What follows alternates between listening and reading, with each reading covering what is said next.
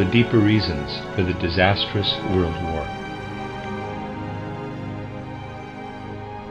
Have you thought of something, gentlemen? Mr. Dollinger, I wanted to ask about human destinies. Millions of people have died in the Great War. Did they bring this with them into the world as their destiny? How does this look in the world of the spirit and in relation to world evolution? Rudolf Steiner. This is something we can also discuss in connection with other things. For in anthroposophy, it is certainly necessary for us not to explain things the way other people sometimes do. The things we say have to be scientific. I'd like to tell you something, especially in connection with this, that will then guide us to understand how the disastrous situation we have now, this terrible misery so many people are going through in the world today, has actually been possible. People usually no longer pay much attention to the way one individual is connected with another.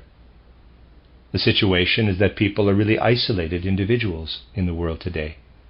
Even when people know about the kind of things I spoke of the last time we met, knowing them from habit or as some remnant of superstition, they'll generally give a wrong explanation. Now let me tell you a simple story, to show you that people no longer remember at all that one person is in some way connected with another. The following once happened. Its truth is pretty well assured, like a scientific fact. One of the younger members of a family, a girl, aged 18 or 19, was sick. Not so sick as to have to stay in bed, but she had to lie down every now and again. She was lying on the sofa with her mother looking after her, and once when she'd pretty well gone to sleep, her mother went to another room, where she read something from a book to her husband and other members of the family. This was in a room that was quite a long way from the one where the sick girl was. The sick girl was then aware of the following. When her mother had left the room, she suddenly felt the urge to get up. She got up and followed her mother through 2 other rooms into the third, where she found her reading to the others. She was greatly surprised that they were not at all amazed.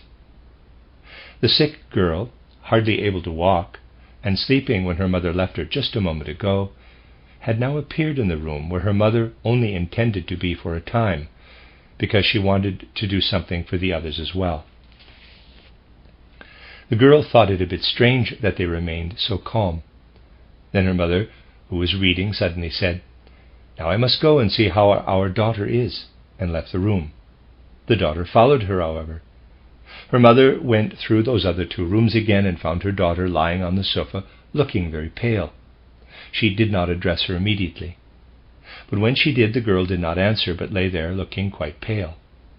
The daughter herself had followed her mother all the way, and saw now how her mother went into her room, where she saw herself lying on the sofa. And the daughter was again very surprised, firstly to see herself lying on the sofa, and secondly to hear her mother address her. At that moment the daughter felt as if she was struck with great force, and then the form lying on the sofa gained a somewhat better color, and things were as they had been before.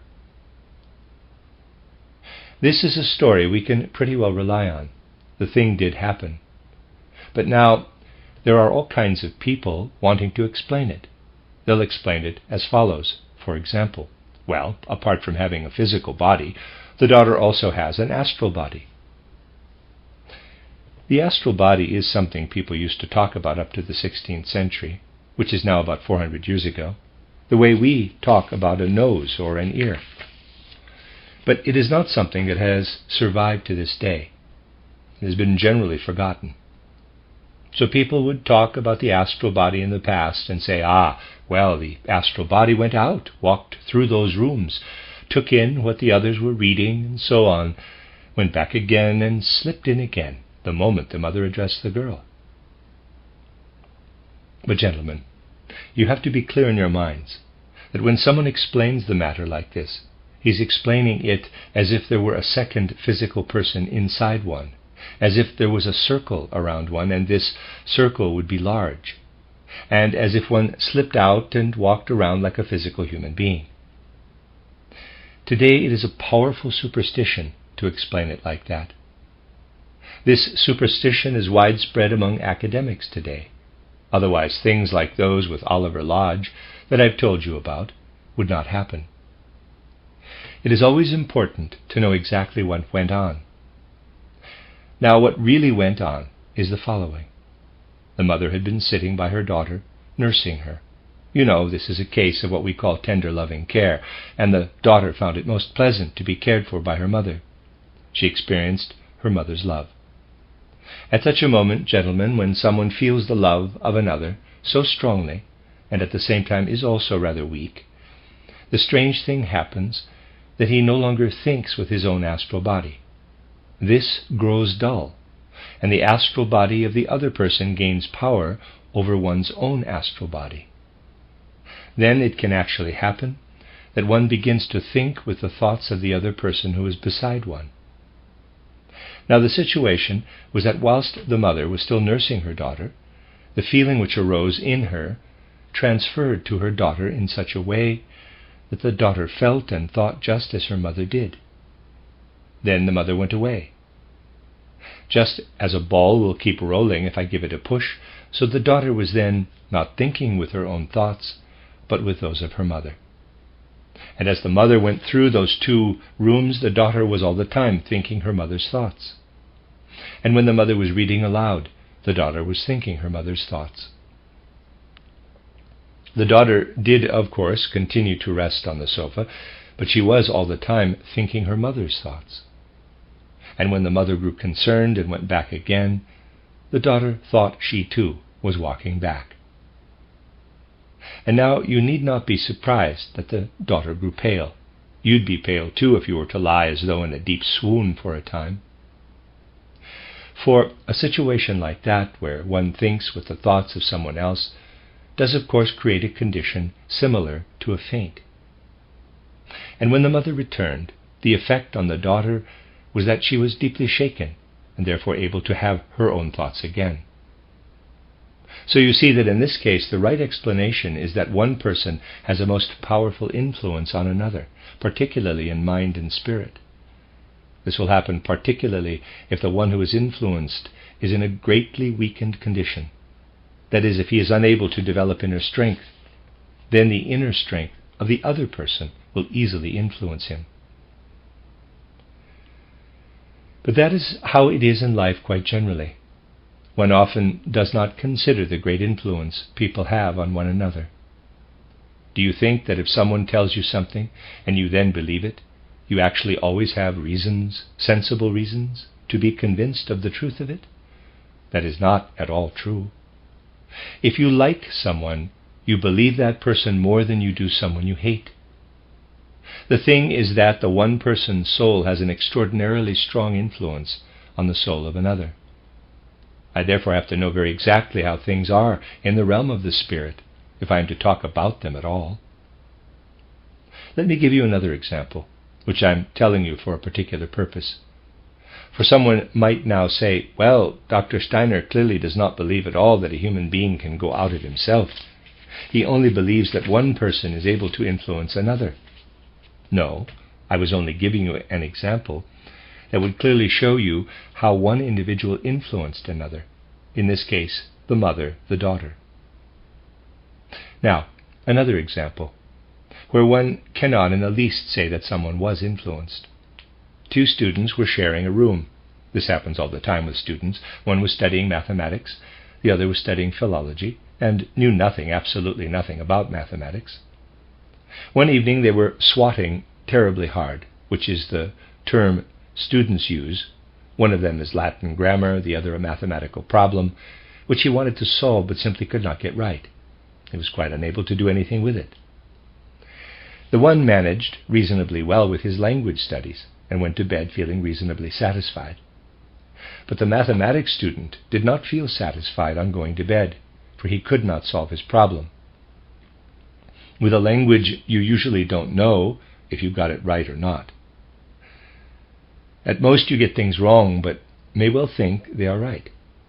The situation with mathematics is that you'll not get any result if you can't do it. That is the difference. So they went to bed, the two of them went to bed somewhere about 11:30 or 12 o'clock. At about 3 o'clock in the morning, the mathematics student got up. The language student looked at the clock and noted the time, sat down again at his desk, and started to calculate and calculate and calculate.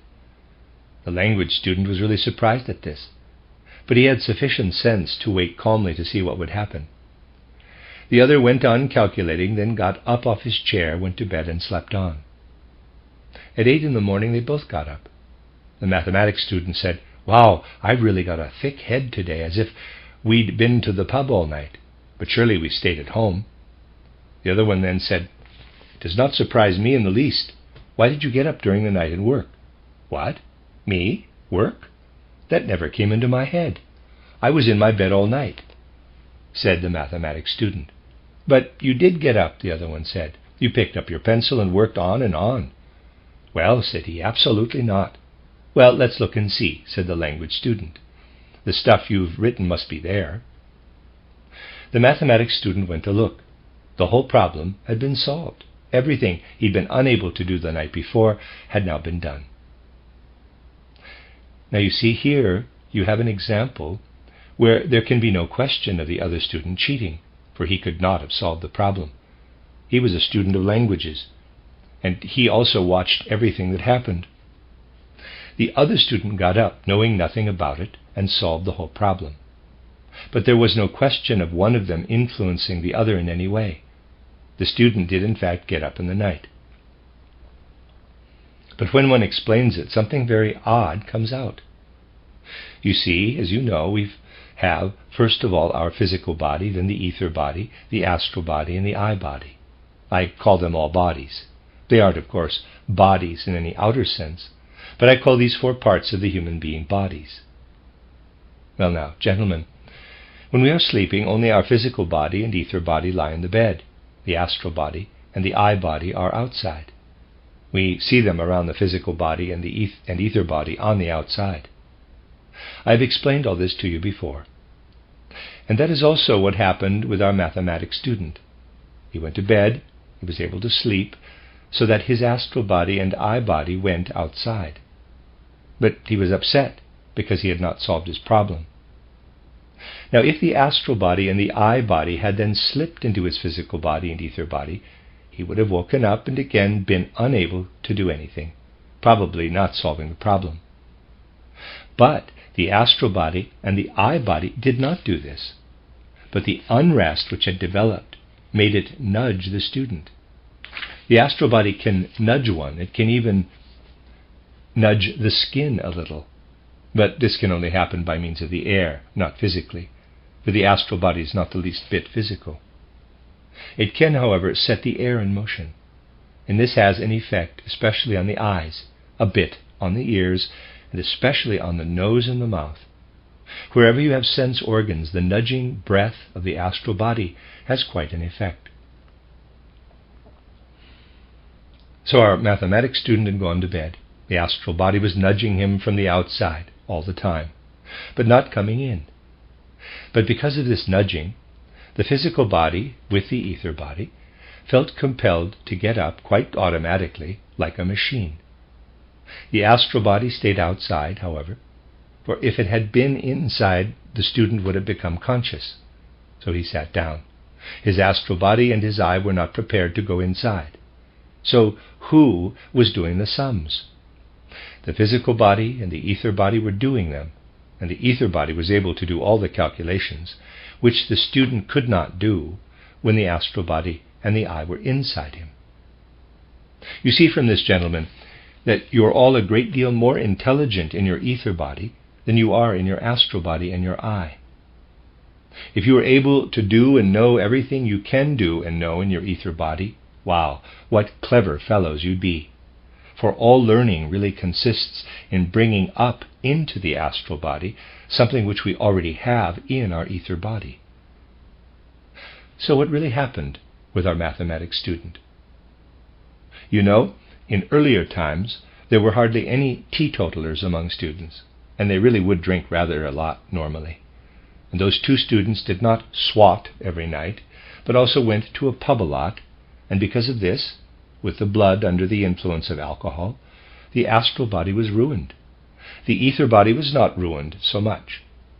And the result was that the mathematics student could have solved his problem quite well if he had not gone to the pub so much. But because he had allowed his astral body to be greatly influenced, he could not solve it when awake. He first had to get rid of his ruined astral body. Then he could sit down at his desk, and his ether body, which was still quite clever, solve the problem. So the things the rational mind does, we actually do with the ether body. We can't love someone with the ether body. That is something the astral body has to do. But everything the rational mind does is something the ether body is able to do. This is where the ether body has to do its job. We are therefore able to say that we can see quite clearly from this example that in this case there was no influence from somewhere else. But the mathematics student just had to do it by himself. Let us have a clear picture of this, and there's a drawing. There we have the physical body, here the ether body, which goes through the physical body. And now, so that we get a better picture of the whole human being, I'm going to draw the astral body outside, where it is during the night. It is quite small at the top and enormous, bulging out down below. So at night we are really two people. You should not, of course, imagine that this is a second person who is also physical, for the part that is outside is entirely spiritual. If you were to fail to think of it as spiritual, you'd fall too much into materialism again. But you could certainly take the view that in himself man really is this twofold creature, one part that is spirit and soul, and a physical part combined with the ether body. Someone who is awake is only the way he is because every morning the astral body and the eye body are brought into the physical and ether bodies. But now imagine that this might not always happen in the proper way. There are some strange cases of this. There was a girl, if they happen of their own accord and not because of exercises, such things always happen when the individual gets a bit weak. In the case of young girls, for instance, when they have just reached maturity, when they have just entered into womanhood. So there was a girl of 19 or 20, and it was like this with her. There were days when she'd talk, but the people in her family could not understand a thing she was saying. Nothing at all. She would talk of completely unknown things. It was very strange. She might say, for example, good day. I'm delighted at your visit. We met 2 days ago in... Yes, we went for a walk in those lovely woods. There was a spring there. Then she'd wait. It was just like on the telephone. You did not hear the other person, but only her reply. It was as if she was replying to something. Yes, of course, you took the glass and drank. And so one would always hear what she said in reply to something someone else was supposed to have said. The people around her could not see the other person, but she was in a very different world and having a conversation in it. The following would happen, for instance. Now, you see, she could not move. She'd stay quite still on those days. But if she sat there and you nudged her, she'd not say, "Why are you nudging me?" She'd say, "The wind is terrible. Close the window, there's such a draft." She had completely different ideas if one nudged her, for instance. She'd be like that for 1 or 2 days. Then there would be some days, or a longer period, when she was perfectly sensible, talking normally to people, and knew nothing about what had happened on those other days. She did not remember any of it. If people told her some of it, she'd say she knew nothing about it. It was just as if she'd been asleep.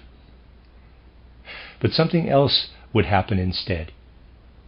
When she was in this other condition, she'd remember everything that had to do with this condition, and nothing of what had happened when she was in her usual state. She was able to review the whole life she'd known in that other world, which people said she'd dreamed up. What was it with this girl?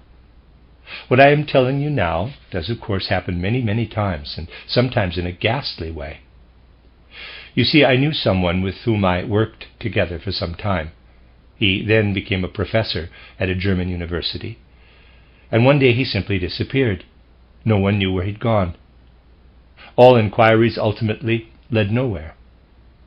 The only thing people were able to find out was that he'd gone to the station from the place where he lived and bought a ticket. But quite a number of people had got on the train, and so people did not know the destination to which he'd bought a ticket. He went away, and he did not come back for a very long time. One day a stranger arrived at a hostel for the homeless in Berlin and asked to be admitted. When they asked for his papers, it was found that he was Professor XY from such and such a place.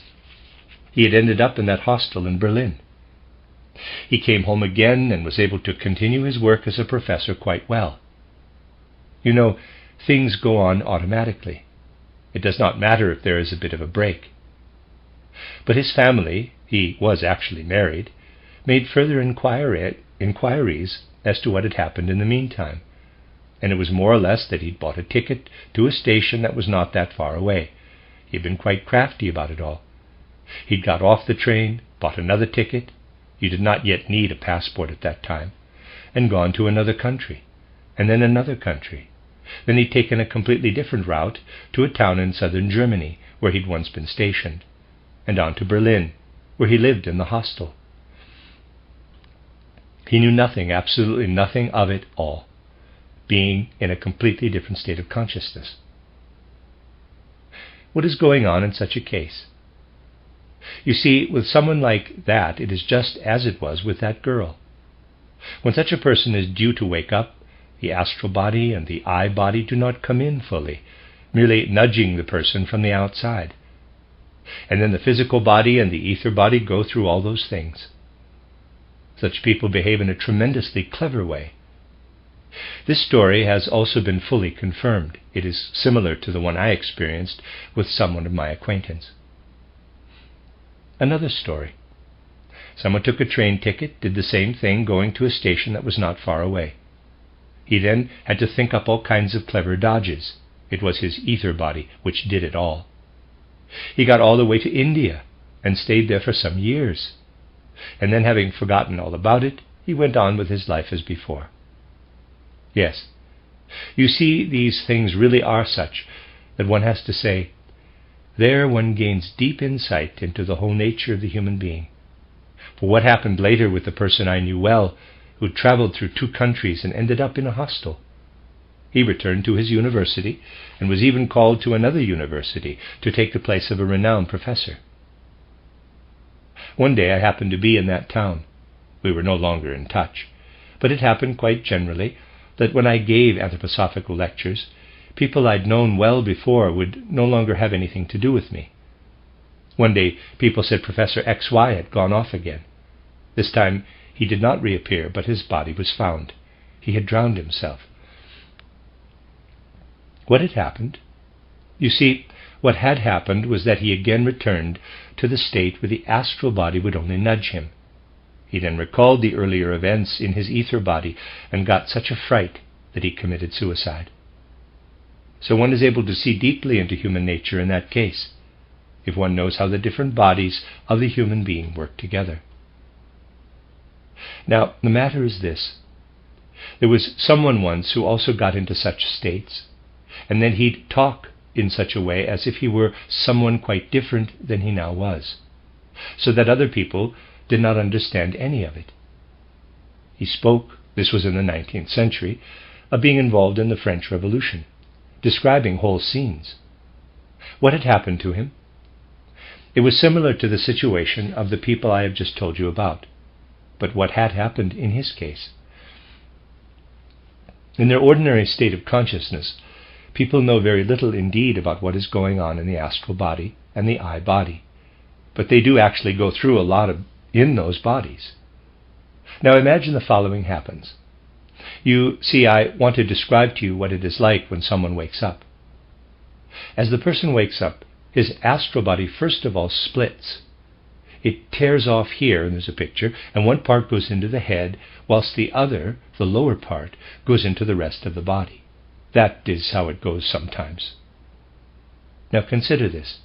If the head finds it easier to take in the astral body, and the eye than the lower part does, the astral body may be in the head sooner, before it gets to the lower part. In this case, the person begins to talk as someone quite different. So what is happening? You see, for a moment, the ability is there to look back into an earlier life. But the person is unable to understand or interpret this, and will therefore invent something based on history. The man who was in an altered state, because his astral body and I had entered into his head earlier, said he was a Frenchman involved in the French Revolution. This is something he had learned about, and he simply reinterpreted the facts. He was actually finding himself in an earlier incarnation, an earlier life, and was unable to understand this right away, and so he interpreted it in his own way. Now you have to understand that up to the 16th century, which would be 4 centuries ago, people would talk of such things, though in a rather silly and vague way.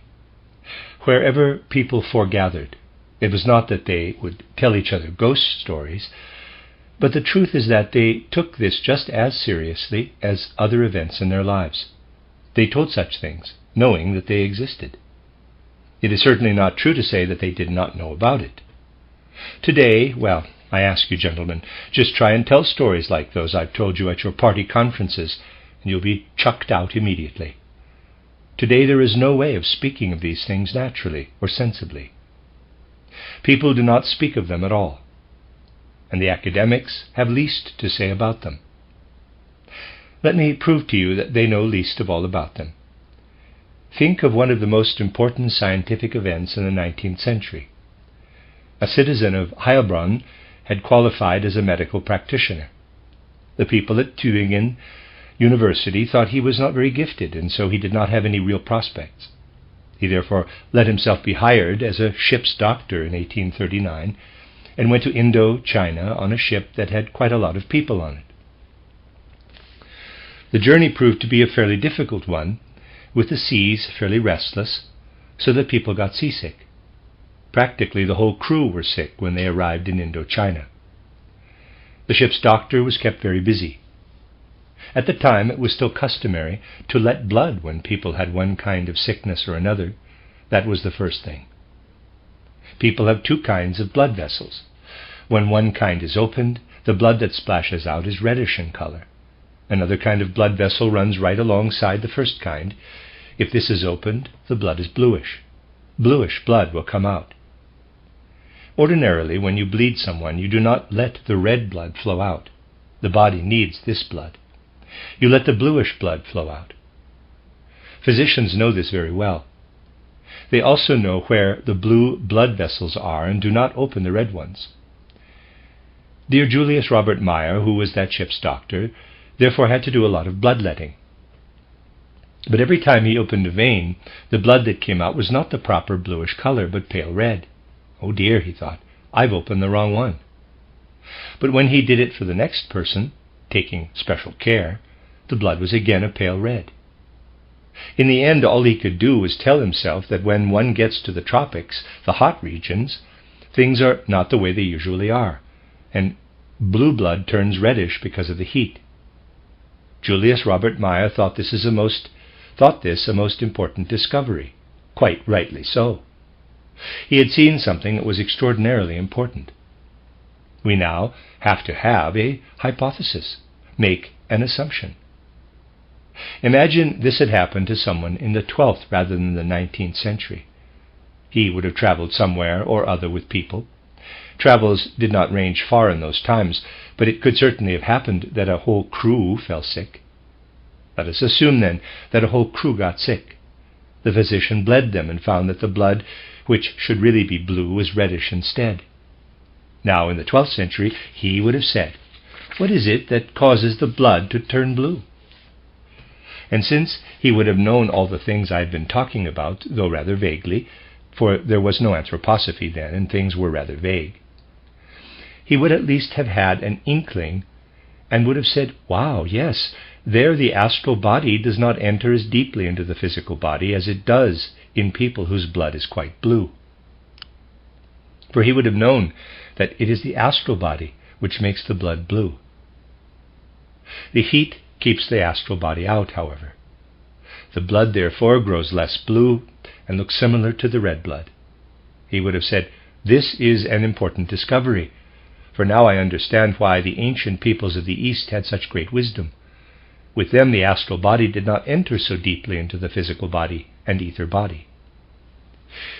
He would have had a profound respect for the wisdom of the ancient Orientals, and he would have said to himself, "Today the people of the Orient have merely been infected by the people who have a lot of bluish blood, and it therefore is no longer possible for them to bring their ancient wisdom to light."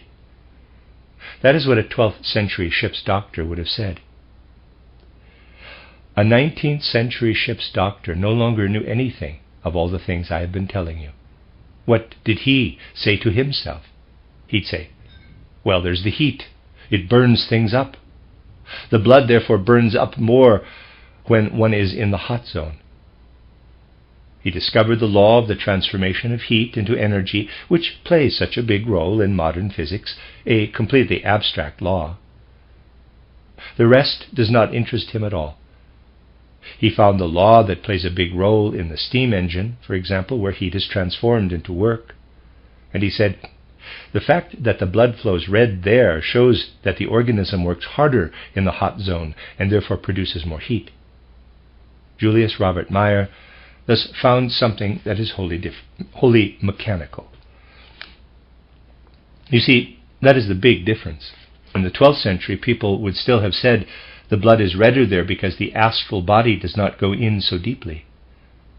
In the 19th century, people no longer knew anything of all this spiritual side and simply said, there the human being is like a machine, and the situation is that heat generates more work, and because of this, more heat is converted in the human organism. Yes, gentlemen, what Julius Robert Meyer did there as a greatly learned man is more or less the way people generally think in our day. That is how it is. But because people are now only able to think and feel about things that are no longer of the spirit, they have lost their connection with other people. And it will at most be when they are sick and weak, like the girl I spoke of, that they'll enter so much into the other person that they actually go along with that person's thoughts into another room. That's an enormous difference, of course. Yes, we have made tremendous progress today, but our humanity has not progressed, it has grown less. We only speak of the human physical organism as if it were only a machine today. Even the greatest scientists now speak of it only as a machine, as Julius Robert Meyer did. Yes, gentlemen, if things were to go on like this on earth, all thinking would fall into chaos. All horrors and disasters would come. People already no longer know what they should really do. They therefore go at things with might and main, saying, yes, common sense no longer keeps us together, and so nationality must keep us together. National states only arise because people no longer know how to keep together.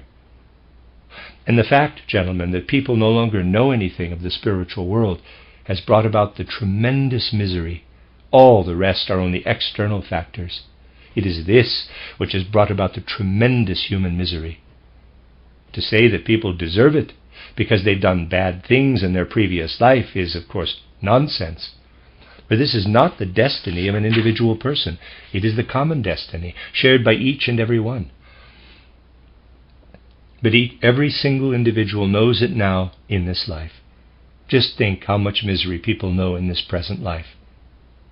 That does not come from their previous life. But in the next life they will know the consequences of the present misery. The consequence will be that they'll be wiser, and the world of spirit will enter into them more easily. The wretched state they are in today is educating them for the future.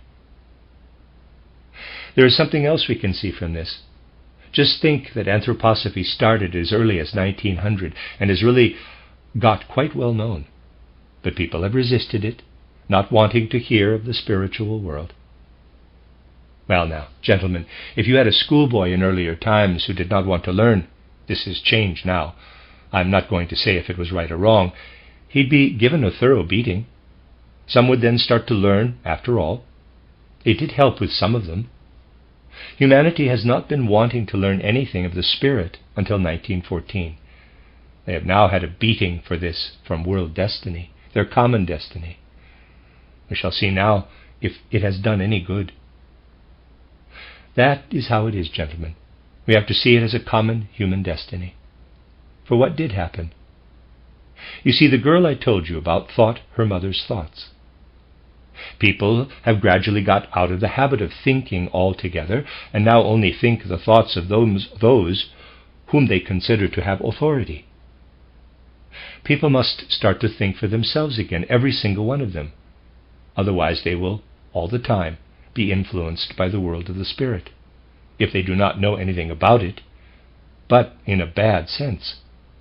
And it would then be fair to say that the misery which has come for humanity may be seen as a beating given by destiny, I'd say, and we can learn from this. People can have as many congresses as they like. None of it will help.